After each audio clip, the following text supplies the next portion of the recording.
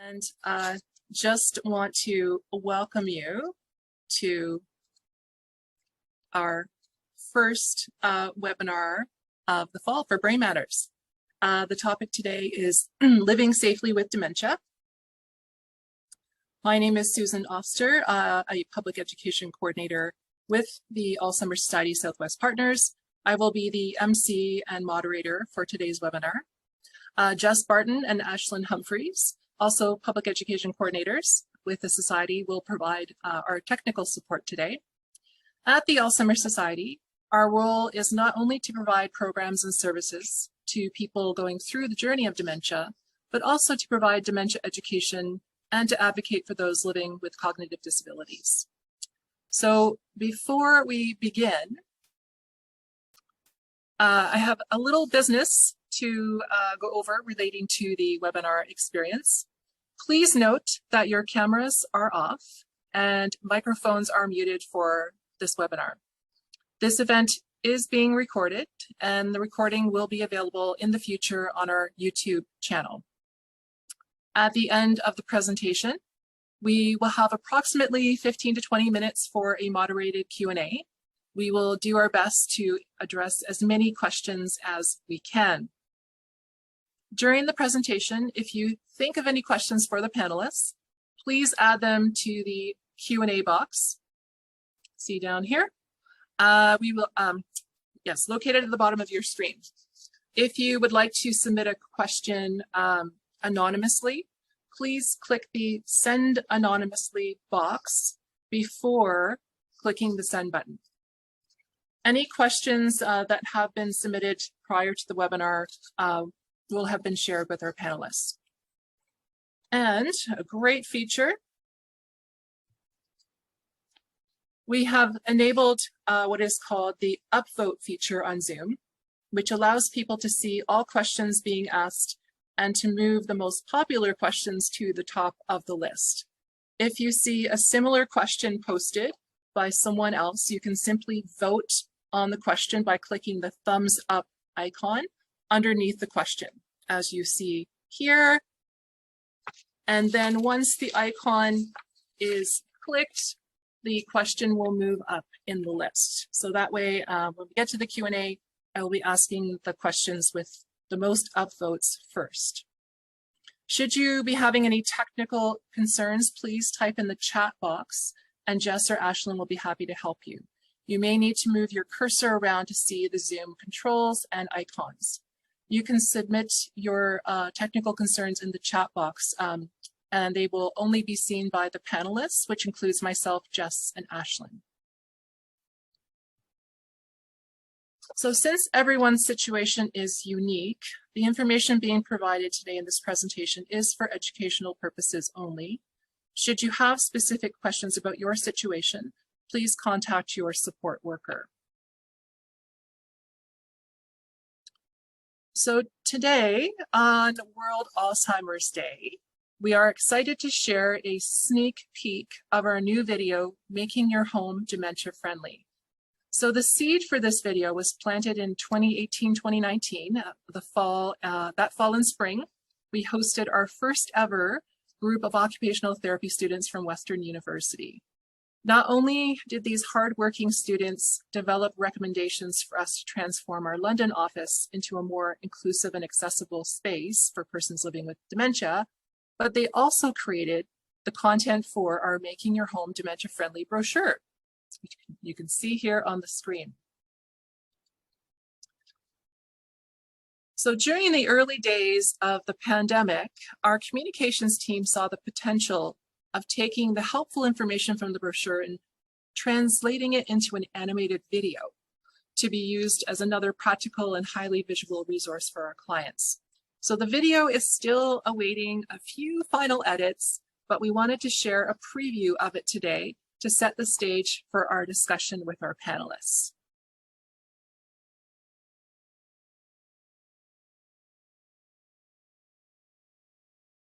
Here we go.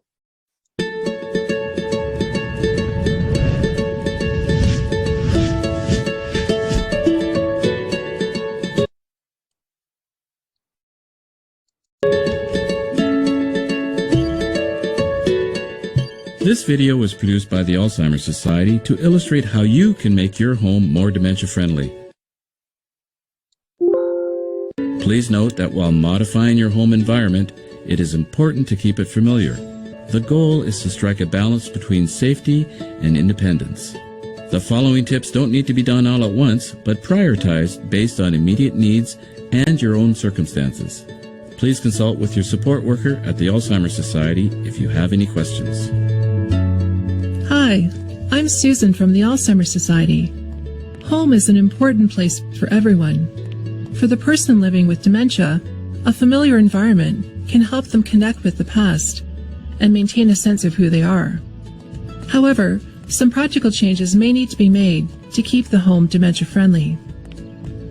In this video, I'm going to show you some simple tips that will transform your home into a safer and dementia-friendly space. So, where do we begin? With light. Exposure to natural light is so important. We all know how pleasant a sun-filled room can feel and how it can brighten your mood.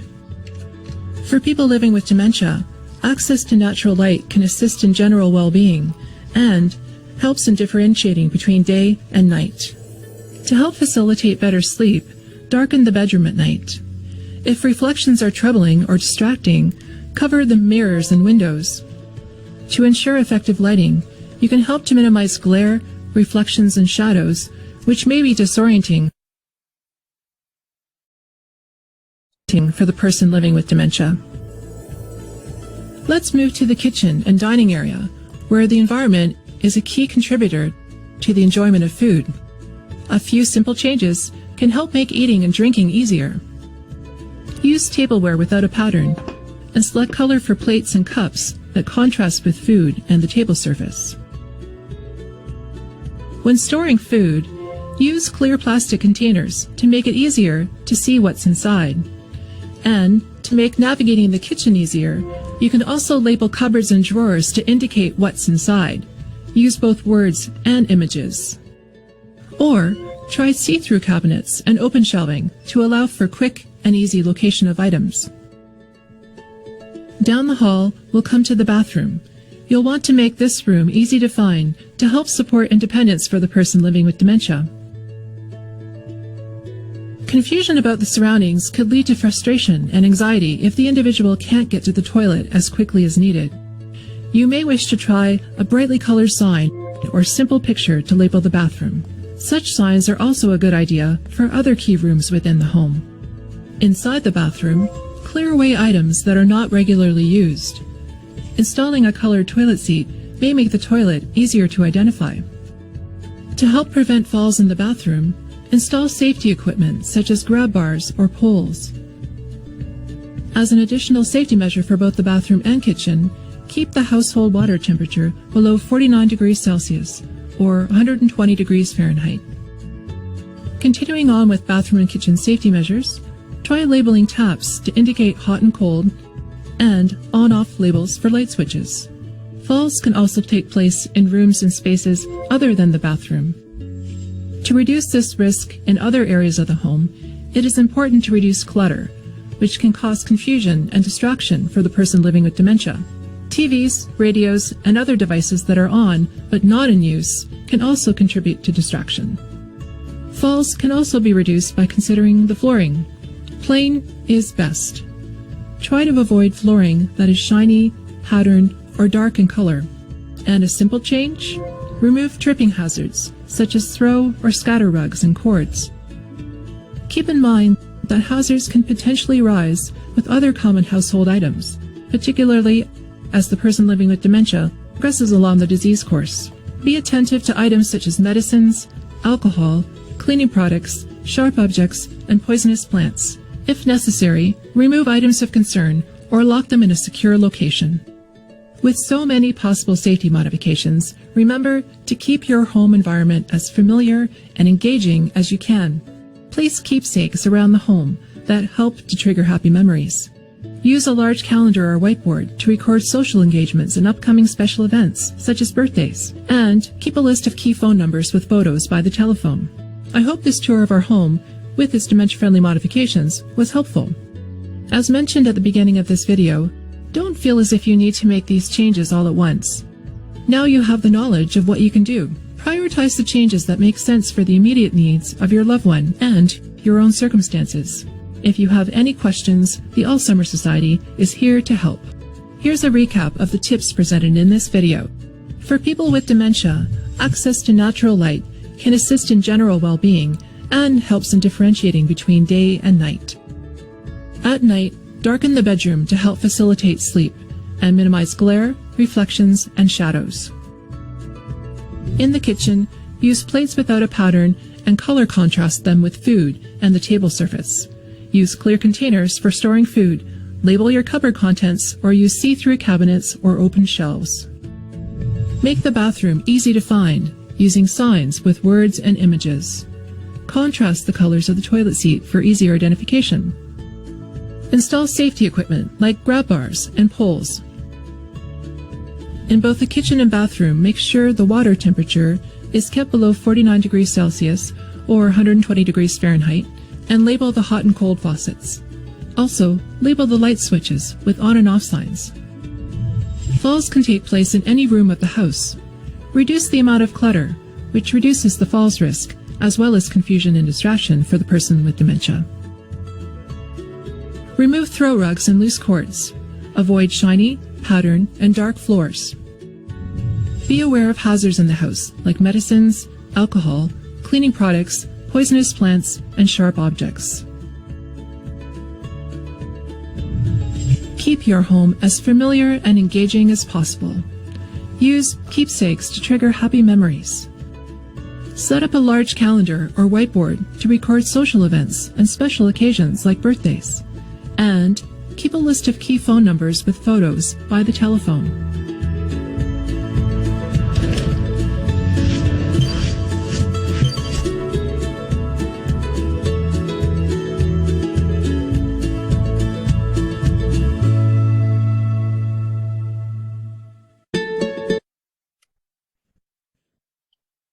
Okay, so thank you for indulging my voiceover there. Can you tell who had trouble saying memorabilia? So we switched it to keepsakes. There you go. Little insider knowledge there. So thank you. And again, the final version of this video will be posted to our YouTube channel in the near future. Someone asked about a written version, and we do have the brochure available through our offices. So certainly that's sort of the foundation for what was in the video. And I'm sure Tammy will speak to more of those points as we go along. So I would like to introduce our panelists who have been waiting very patiently. And I'm going to start with Sue. So Sue Broadbent was diagnosed with young onset dementia in the past year. She was off work for 5 years while waiting for a diagnosis. Sue is a retired unit clerk from London Health Sciences Centre's Birthing Centre. She is a mother of 3 and a spouse of Chris. Sue and Chris have been surprised by all the support they've received from the community groups in London. For Sue, dementia has caused physical issues and a lack of mobility. Chris Couch, who's sitting next to Sue, is a caregiver and spouse to Sue. He is a retired contractor and father of 1 with 1 grandson. He and Sue are a blended family. And finally, Tammy Bentley is an occupational therapist, we say OT, you hear anyone say OT, and the clinical lead for the London and Middlesex Behavioural Response Team, which is part of the province's Behavioural Supports Ontario program. Tammy graduated from Western University's School of Occupational Therapy in 1990 and has more than 30 years of clinical experience in London and area in a variety of settings. She is a lecturer at Western University for the OT and the physical therapy programs, and as a preceptor to OT students during their clinical placements. So I am going to stop sharing for a moment, and I want to chat with Sue and Chris. I want to start by asking you about your experience meeting with an OT who was not Tammy. So what motivated you to reach out, and what guidance was provided? Oh, if you can unmute. Go. I think when we found out that Susie had dementia for sure, we were a little mixed up where to head. Obviously, neither one of us knew much about it. My father had dementia when I was a child. But other than that, there wasn't any information for us. So we talked to our GP, and she put us through to about 4 contact people, and then the phone started ringing. It was awesome. Yeah.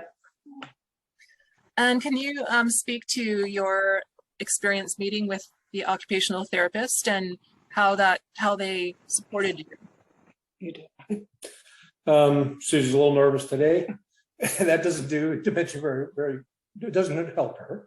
Anyway, the occupational therapist has really helped Susie a lot. She was struggling to walk. She uses a walker currently and probably always will. But they've have given her muscles, given her exercises to strengthen her muscles. She's much more mobile now, able to get in and out of bed better.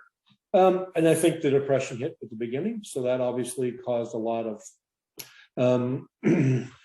laying around feeling sorry for herself, which I don't blame her, but so that was positive. We had somebody come out to the house and assess the house, so yeah, it was all great. Wonderful. So I'm going to now share my screen again, and Chris and Sue, I'm just going to have you chat a little bit about some of the changes that you have made. Sure. Screen, so. There we go. Hopefully, presentations now. So we'll start with this room. If you can chat a little bit about what you've done here.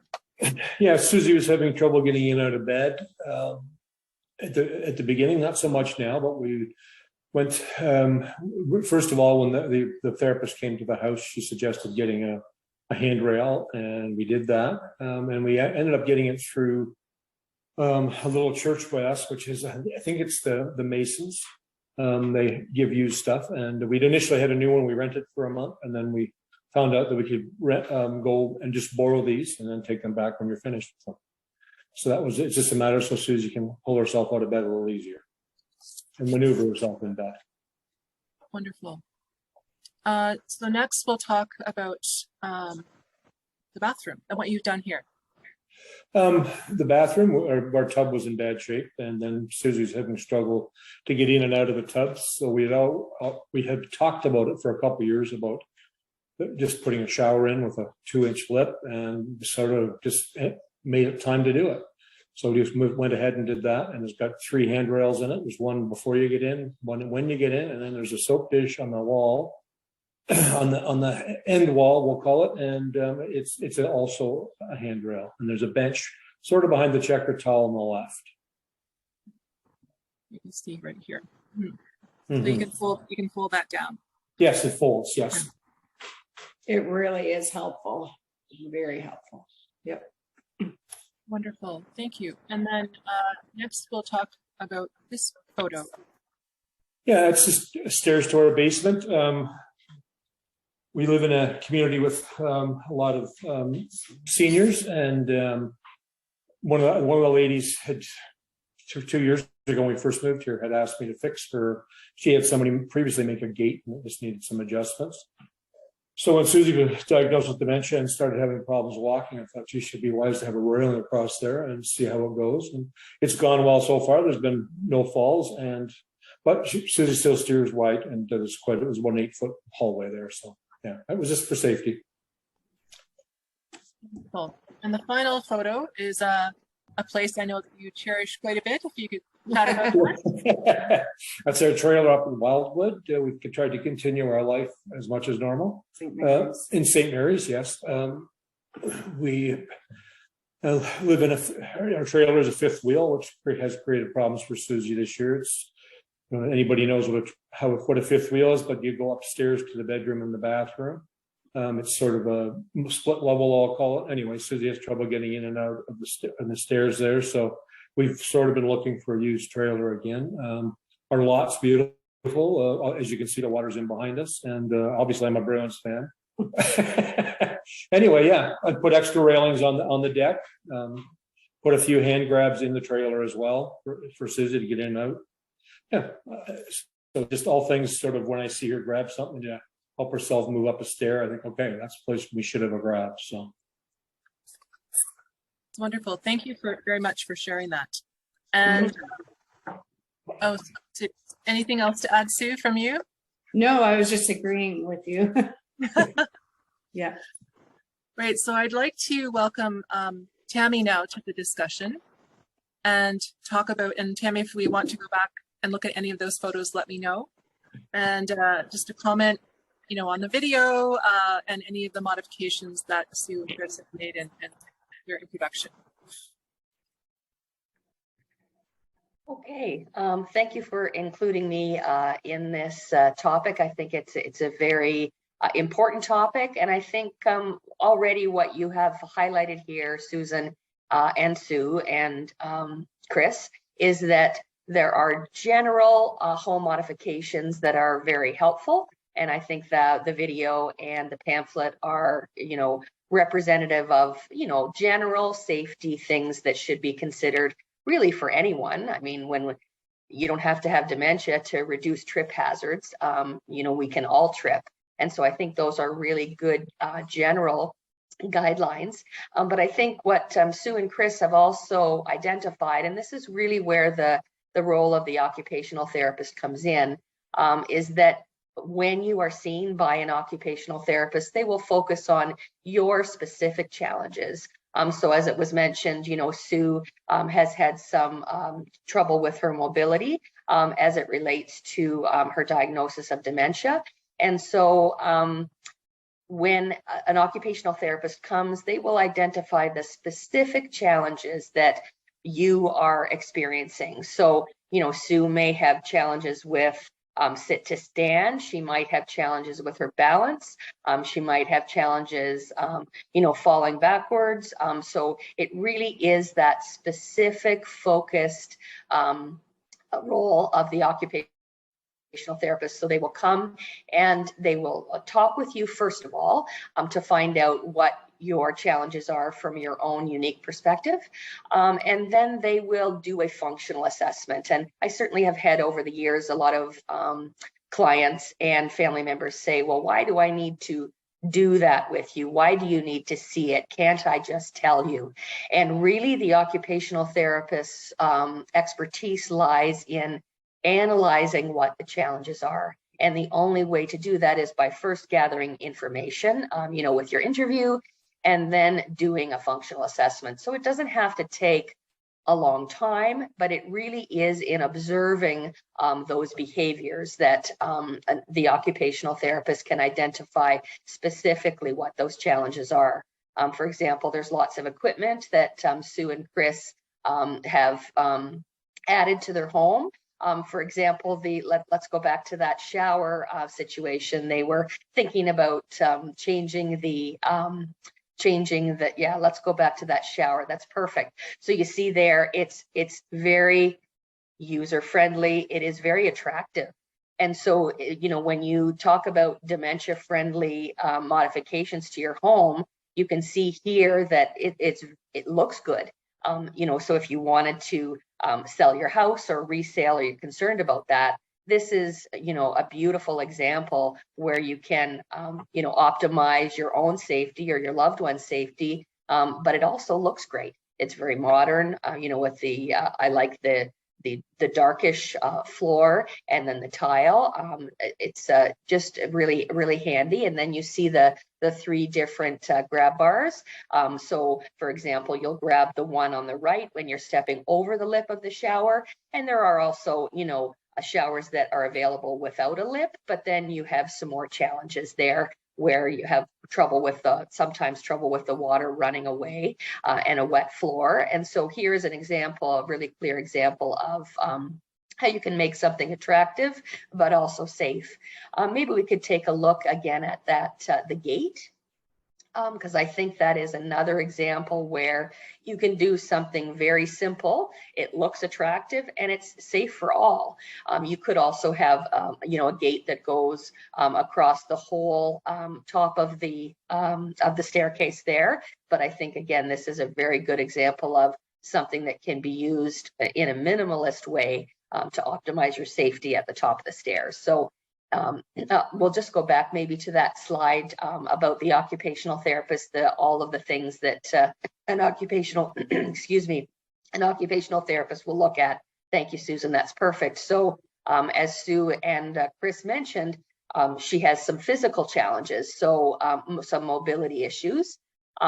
Obviously, with a diagnosis of dementia, you're going to usually have some intellectual challenges. And so, you know, sometimes equipment, people might think that equipment is really useful for somebody, but if they can't, let's say they have bad balance, but they can't figure out how to use that piece of equipment, that's where the occupational therapist will determine specifically what equipment is appropriate for that individual. And I've certainly seen clients over the years where a piece of equipment that would help you avoid falls because of your balance issues, but it actually creates a tripping hazard if the occupational therapist comes to the house, and things that, let's say the house is very small, or we'll talk about Chris and Sue's trailer, a piece of equipment that might work well in a larger environment like their house may not translate well into an environment like the trailer. And so really when an occupational therapist comes for that personal visit,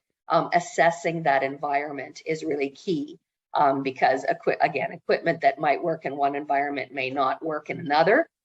And also, you know, with the diagnosis of dementia, your needs are going to change over time. And so a piece of equipment or a recommendation that an occupational therapist might make a year ago may not be appropriate a year from now.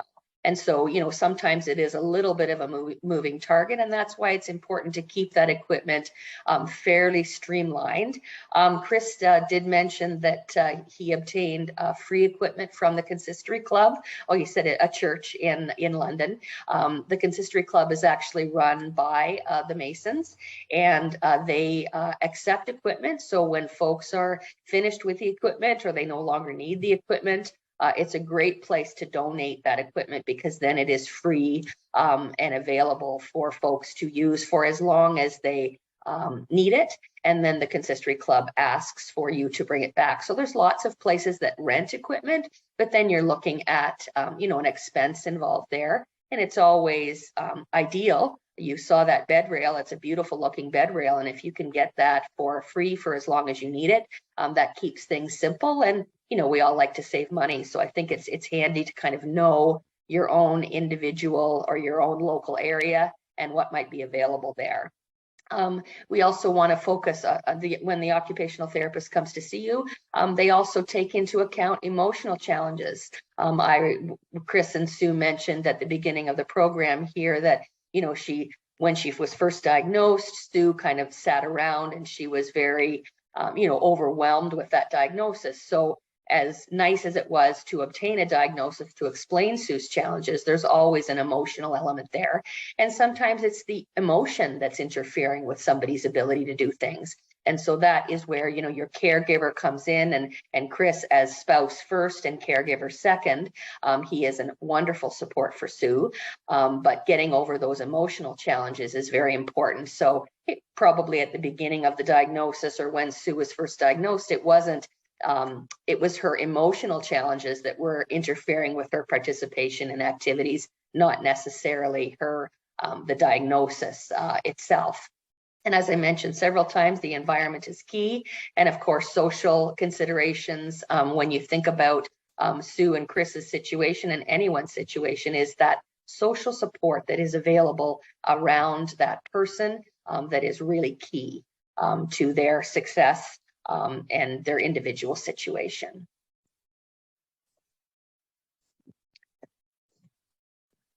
So I think it's really important when the occupational therapist, if you are going to you know, see an occupational therapist, the goals are very person specific. So something that is important to one client or one person with a diagnosis of dementia is not necessarily important for somebody else. And so really those person specific goals, and that's where that one-to-one visit with the occupational therapist is very helpful, because you can identify specifically what's important to you. You know, maybe there's things that you've done your whole life that are very important to you and you want to keep doing them. And maybe there's other things that you have done your whole life, but you relook at them and then you think as an individual or as a family, maybe those things aren't important to me anymore, or they are so challenging that, maybe it's something that I can leave for now and focus on other things. And so the occupational therapist always engages and involves the family and the supports, of course, only if the person with dementia wants that. But that is a very important element when the occupational therapist comes to see you.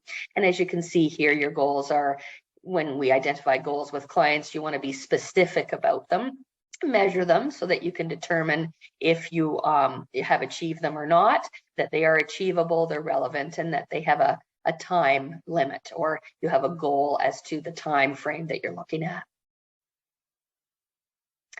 And so, as I mentioned before, it's really that activity analysis. And the title or the profession occupational therapist is very misunderstood by a lot of folks, really pretty much everyone. It took me probably 4 years of school as an occupational therapist and probably about 5 years working in the profession with clients to really understand what occupational therapists do. And so, as I mentioned before, we look at all elements of the person. So the physical ability, their emotional challenges, the social situation, their environment.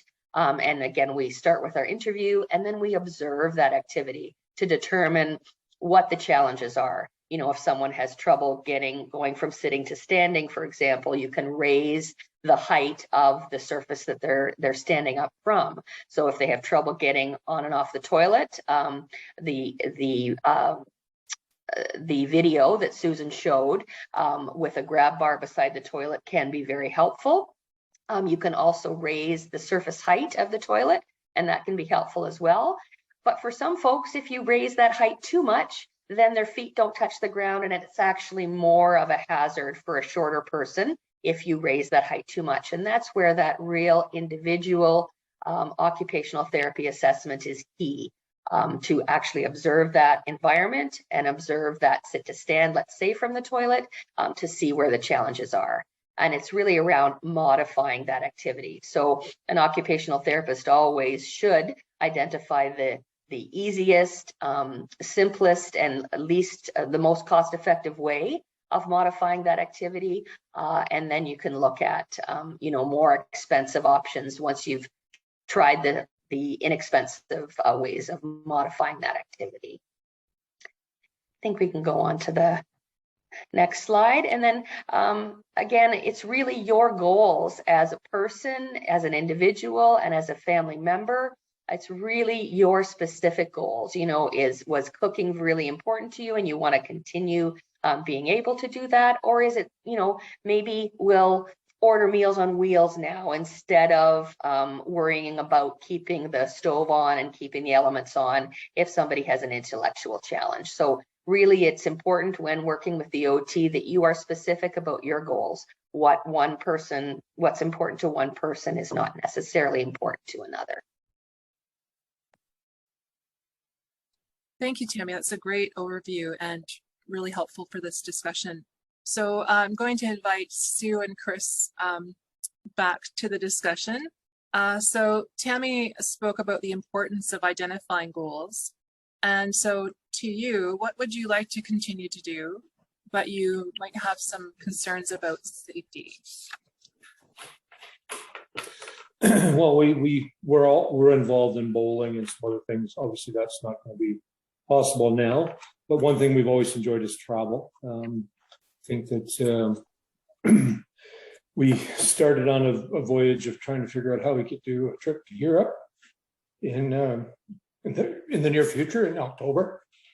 It's about 6 or 8 months ago, and it's been an adventure for me planning it, figuring out the tours that we can go on. Trying to book a room. We're doing a cruise when we arrive. We're actually landing in Venice. I don't know how Susan's going to do getting in out of the gondolas, but maybe we'll be swimming. So there's a whole bunch of new things that have arisen for me. to plan something. It was always a problem. Susie's mobility for the last 4 years hasn't been as good, but it's gone downhill in the last year. Anyway, we booked a wheelchair for the cruise ship in case she has a bad day. Quite often when there is a bad day, whether it's mentally or physically, it's caused by a bit of stress, change. So obviously the flight going through customs probably won't be a good day. Anyway, that was sort of part of it. We knew that we were going to do Europe next year. We kind of moved things ahead. Life has changed, so we have to change and roll with it. I think we'd like to do other things. We have a group in our neighborhood that with COVID, we've quite often we have a little dead end street in a condo complex. We often sit out in the street in about 2 or 3 days a week and just shoot the breeze and chat. Most of the women are single, divorced, widowers or widows. Anyway. Wonderful. Thanks. And Chris, you had also mentioned, I know before the webinar, we chatted about another important trip that you have coming up. If you are comfortable speaking with some plans you're making with those. My son's getting married. Yeah. It's a destination wedding in Mexico. So that's pretty exciting. Yeah. That's in December. We're in Playa del Carmen. Yeah. Go ahead. No, I remembered. Yeah, so yeah, it's going to be exciting. We're going down for 2 weeks. We're going to go down 4 days in advance. We're going to deliver the wedding dress and all the suits and stuff. So yeah, it's working out well. We're going to get Susie sort of located first again, so everything goes well, and find our way around. Again, another wheelchair rented, and not a problem with that. It's just you have to be sure. There are a lot of the resorts there are so huge that we'd have to start in the morning to get there for the afternoon. Wonderful. So I'll ask Tammy to jump in and join the conversation with her thoughts. Well, I just think, I know when we spoke in preparation for this talk today, Chris and Sue were very clear about how excited they were to travel. And so it was a very clear indication to me that their goal together is to continue to be able to travel. And I think this is a really clear example where if you're specific about your goal and you know what your challenges are, you can predict some of those challenges and plan for it. And so you can still look forward to lots of things. You just might have to do them differently. For example, you mentioned, Chris and Sue, that you have organized a wheelchair. The occupational therapist can be very helpful in that. For example, one wheelchair is not the same as another. So I'm not sure, Chris and Sue, if you have arranged a transport wheelchair where it's very small, it's lightweight, it's easy to transport. That would be one where it has 4 small wheels and Sue wouldn't be able to independently propel it. But since you're with her, Chris, you would push her. And so there is a clear example of equipment where the OT can weigh in on what might be appropriate for that specific situation. I think you've identified here some of the challenges that you're not going to know. So there are some unknowns with your traveling. You weren't sure how the gondola would work. But I think the two of you are such great partners that if there is a challenge with that specific activity, I think you'll figure it out in the moment. So you can still, enjoy your travels and do some planning, which you have done for this. And so I think, again, when you're really clear about your goals, that's helpful. You also mentioned earlier that, you enjoyed bowling and that, it's not possible now. I think if bowling was a goal of yours, there is a way that you could continue to bowl. It just would look very differently. And so, you don't want to have a million goals because you can't achieve all of those. You want to be specific. But Chris and Sue, clearly you want to travel and you've come up with some great ways in order to be able to do that. Mm-hmm. You're right. Wonderful. Thank you. And I'm just going to, so Tammy, we've seen how much Sue and Chris really work together as a team to create a safe and supportive environment in the home and outside of the home. What about someone who is living on their own? Any special considerations? Well, I think when somebody is living alone, there are obviously bigger challenges if they want to stay in their own home and they have a diagnosis of dementia. But I think again, it's very individualized. So I think the general concepts in the video and in your pamphlet are very helpful.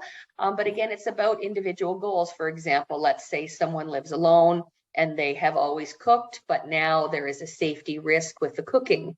What I have done over the years is recommend to folks to actually either unplug the stove or the oven, or take out the fuse if that's more simple, and then have meals on wheels instead.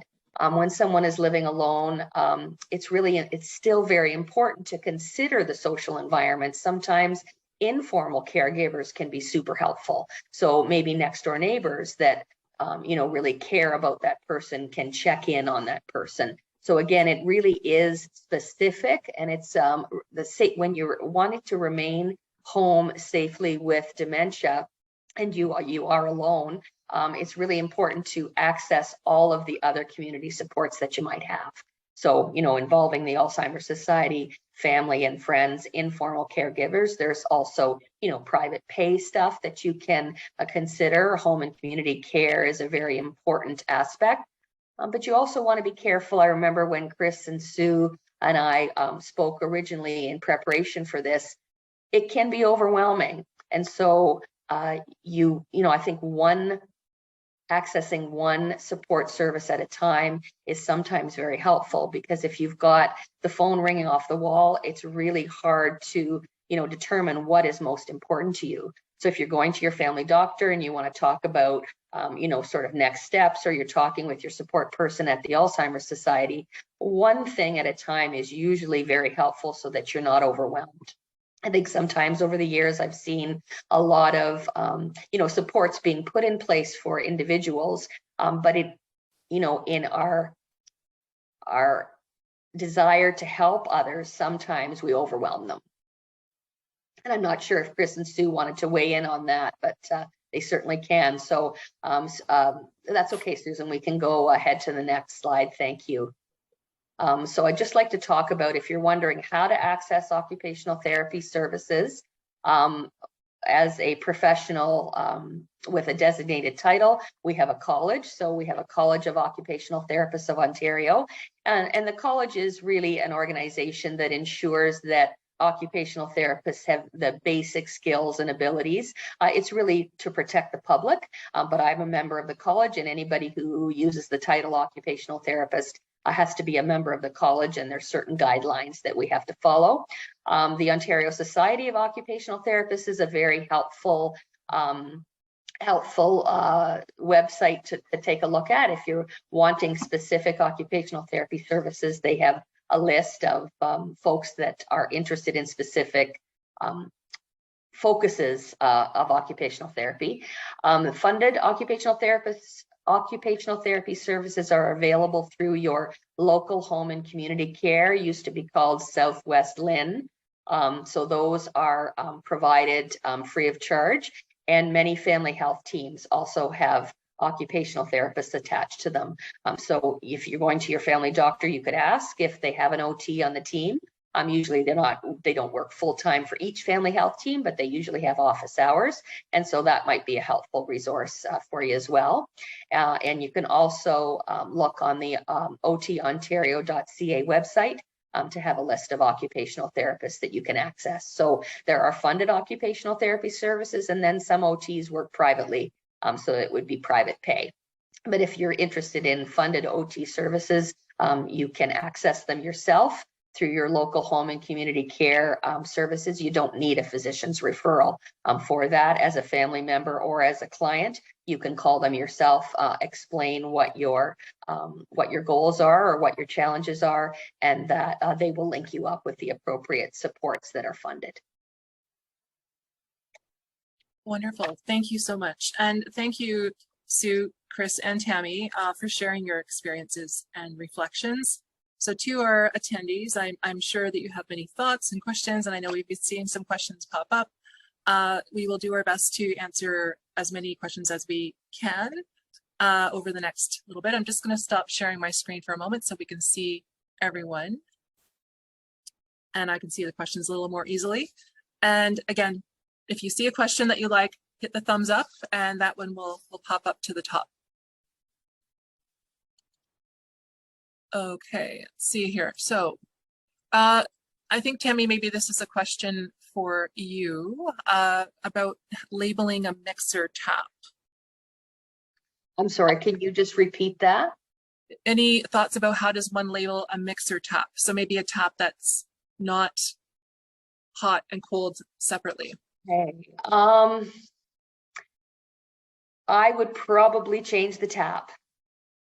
You know, sometimes you can come up with a really inexpensive way to do it, but I think mixer taps are challenging for folks that don't have a cognitive impairment. So that might be one of those things where I would probably go right to having a hot and cold and labeling those separately. Mixer taps are very challenging, but as Susan identified in her video, if you're keeping that hot water not so hot, the person is not likely to be burnt by that water. So that's a real key general thing to do with your hot water temperature. But as far as those mixer taps, I would probably switch them out.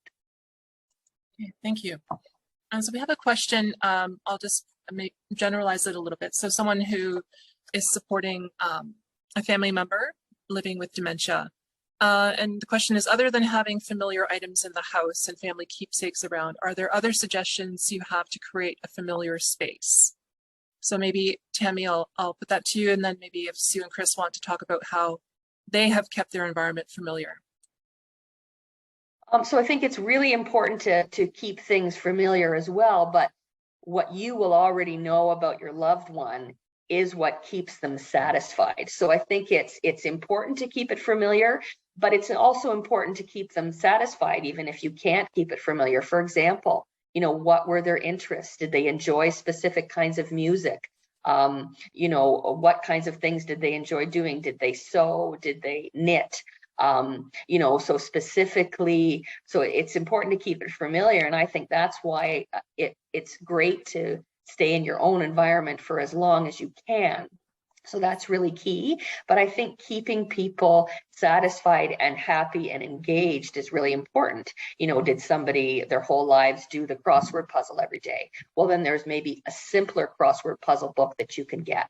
So I really think keeping it familiar is key, but also, you know, as things evolve with your knowledge of that person, make sure that you put things or have things accessible in the home that can be enjoyable. Wonderful. Chris and Sue? I think, yeah, what I have found is repetitiveness is sort of something, and it sounds kind of silly, but I find Susie likes to leave her day timer in a certain location. If I choose to move it because we're having company, or just I'm sick of it being in that spot, I found that creates another problem. So I've soon learned now that, you know what, it's good on that coffee table. Let's say her exercise, they're not dumbbells. What are they? I guess they're dumbbells. Just 2-pound weights. They have found a home on our dining room table. Well, I don't like it, but you know what? I don't care neither. Our friends kind of all know what's going on. So yeah, we're fine. But I think keeping things in the same location, and again, Susie likes to do crosswords. She did word searches. Now we're kind of ease them up, larger print. And yeah, so those are all valid points. Wonderful, thanks. Yeah, we always say a place for everything and everything in its place, and those items have found their place. So yes. It's great, Chris, that you're flexible. So, so a few questions popping up here. Some people upvoting, which is great. A question about, is the pamphlet available electronically? That it will be, and we can also include a link to it when the recording goes out. We can include a link to access it. We had to rebrand the brochure, so that took some time to our Southwest partners. So we will be getting some of those resources back on our website. Thank you. I'm done. So a question about, again, is maybe Tammy, if you can speak to the name where you get the free equipment. And I think that, and somebody else asked about, do people outside of the London area have access to that source as well? Well, since my entire career has been over 30 years in London and Middlesex area and Elgin, actually, really the London area is the one that I'm most familiar with. So the Consistory Club for London folks, I'm sure they would, if you came to London, they would still allow you to use that equipment. It's a wonderful resource. Lions clubs are very helpful, and they are usually located in other areas. I think your occupational therapist or others in your area would probably know exactly where that equipment is. There's loan cupboards that are sometimes available. So really it is specific to your area. You could even call your local vendor of equipment. Lots of places rent equipment for a charge. They might not be happy to give you that information about who in your area would provide it for free, but I'm sure that they would be able to do that for you as well. So usually the Lions Club, sometimes I know in the past, there was lots of, just local service clubs is probably what you'd want to Google, or free equipment. You could Google that and it would probably show up for you as well. And your occupational therapist in your area would definitely be able to help you, as well as your local health integrated network. They could, link you up with free equipment in your area. Yes, and if you are connected with us, with the Society, please reach out to your support worker. Often they know this stuff, and if they don't, they have contacts in the community who do. So they're quite resourceful. So please reach out to your support worker and they can probably help you out with some of those questions. And Chris, sorry, I think I might have cut you off if there's anything to add there. Yeah, the Consistory Club in London is in the Fairmount neighborhood. But yes, they will allow you to take things out if you're out of town. All they do is ask you to bring it back to the location when you're done. Great. Thank you for that. Okay. Oh, and I see another OT has added something to the chat. So maybe Ashlyn and Jess, if you can get that out to the attendees, that would be great. Someone has just commented about the microwave. So issues with using the microwave. I left a short sticky note on how to use it. What would you recommend on safety with kitchen items, stove, microwave, etc.? Well, I think really it's important to go back to what that person is used to. So somebody might be more able to use the stove more safely than a microwave, depending on their age and when in their life they started using that microwave. It's always those longer term memories that remain. And so someone might be safer using the stove than the microwave. I think, an ability that's lost fairly far along in the disease is the ability to read. And so, labeling or writing out the guidelines is really important. But again, often going back to the way that that person usually prepared food can be very helpful as well. Great, thank you. So there's a couple of questions about getting other support. So a question about getting social support when you don't live in the same city as a family member that lives alone. Looking at issues around costs, and maybe Tammy, you have a thought of this, but I certainly would say reach out to your support worker, because often they know a bit about maybe if there are funded sources or what programs might be helpful. And again, if they don't know, they have other contacts in the community to reach out to. Tammy, any thoughts on that? Each individual is assigned, if you reach out to your home and community care, they are assigned a care coordinator, and that can be a nurse or an OT social worker, and they will individually assess you and your needs, and they're experts at linking you to the appropriate service or professional. So they could even speak to private pay things or if finances are a big challenge for you, they can speak to, things that are available that are funded through OHIP. So the home and community care, in addition to the Alzheimer's Society, of course, is a very important link, one that I would make early because those services are funded, and really they are experts at linking you or suggesting appropriate services for you in the community, including OT, physio, dietitians, speech, language pathology, personal support workers, etc. Wonderful, thank you. I'm going to, Chris and Sue, is the question for you, a great question. Is there anything that you have been doing prior to your vacation, or maybe thinking about what you might do to ease any stress for Sue? Good question. I think the biggest thing that I've found with Sue, and Sue just had to go to the bathroom, sorry folks. I think for me, everybody keeps telling her that it's going to be the most exciting thing to come up. She's very hesitant, and it's been tough. Today was the first time she'd asked me how many days. I said 20. So that was a positive thing for me that finally that's kind of clicking in, but maybe it's been so far away that it hasn't been interesting to her. And also, it's pretty much all of her physiotherapy is done. It's going to be her last visit tomorrow. So I think it's been a challenge for her to keep track of what's going on. And so I try to let her figure it out as much as she can and then fill in the blanks. But I don't know if I answered the question well or not, but.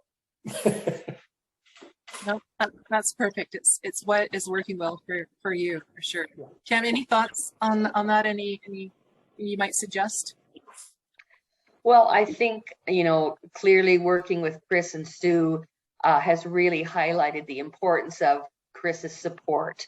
And so it's really important to meet folks with dementia where they're at and allow them to be as independent as possible.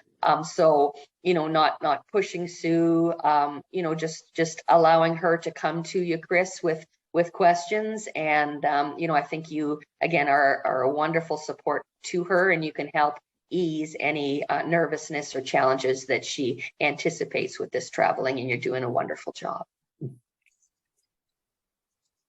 Wonderful, thank you. So we're just almost at noon. I'm just taking a look at some of the questions here to make sure that we're making the most of our expert panel.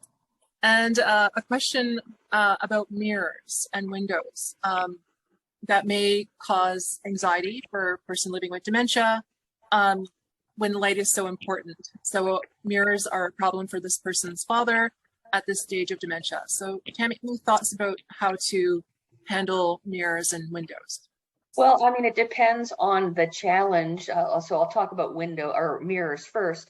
Sometimes as the dementia journey progresses, the individual might not even recognize themselves in a mirror. And so if that image of themselves causes them distress because they don't know who that person is, I would remove that mirror, for example, and use, have others use a smaller mirror that might be off to the side. So it just depends specifically what the issue is with that mirror. If it's glare, then you're from a window onto the mirror, then you're going to want to, have window coverings that reduce that glare. So it really depends on what the challenge is with that window or that mirror, specifically what the challenge that person is experiencing. And I'm sure you can tell as soon as you would analyze or look at that situation, you could tell what the challenge is and then remedy that. Wonderful, thank you. I'm going to try to make this a bit shorter. So someone's just talking about traveling to Florida. They've been going to the same place every year for 25 years. They usually drive. There's no mobility issues. Just wondering if there's, plane over car might be better. Is it any advantage of doing the travel quickly? But otherwise, again, the timeshare, same room, same pool, same beach, same surroundings, familiarity. So any thoughts about that, Tammy? Well, I'd start first by keeping it familiar. If for 25 years you've driven it, that's what I would do. But things to consider is maybe not traveling and these are things I'm sure you would have already thought of, but not traveling as far each day. If fatigue tends to be a problem, making sure that if that individual has a lot of energy starting at 7 in the morning, plan to get out of the house at 7 in the morning. instead of kind of waiting. So it really depends on that individual. Maybe the trip to Florida by car is too long for that person, and maybe you want to consider flying.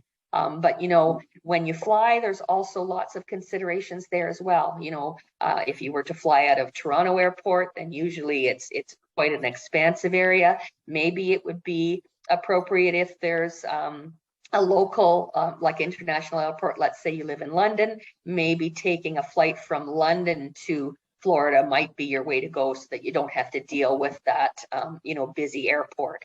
But I would always choose to keep it familiar if it has worked for you. And I always say, if it ain't broke, don't fix it. You know, keep on doing it the way that you have done it, and then really that is when you'll know. But just you know, with your knowledge of that person, again, early mornings or shortening the time that you're on the road would be helpful. Great, thank you. And just a few comments. Again, I know some people are asking about how to get connected to home and community care. I think that's just a phone call to their main number, but certainly if you are connected with us, your social worker, your support worker can help you to make that connection as well, if that's helpful. Certainly, I know someone mentioned about being in long-term care. If your family member is in long-term care, you can still reach out to us for support. So certainly that's an option. Ask what might be available for you.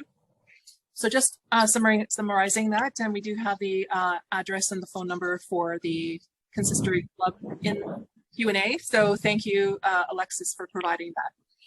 So I'm just going to quickly share my screen again to wrap up. And it's thundering here, so I hope my power doesn't go out. Oh, I've been watching it roll in for a while. Okay, so hopefully you can see that and get some thumbs up from our group. So thank you again to our amazing panelists for sharing your time today, not just today, but in the lead up to the webinar, for sharing these valuable experiences and your knowledge with us. We know this discussion will stimulate further conversation to our attendees. I know some people have jumped off, but thank you so much for attending this month's Brain Matters webinar. And we do hope to see you next month. Just a quick plug, we have an amazing event coming up on Saturday, which is also related to safety. It's our Finding Your Way scavenger hunt, and hoping to raise more awareness of dementia and living safely in the community. And you can get more information on our website. And our next webinar next month, Thursday, October 27th, is on cognitive impairment and the role of blood pressure.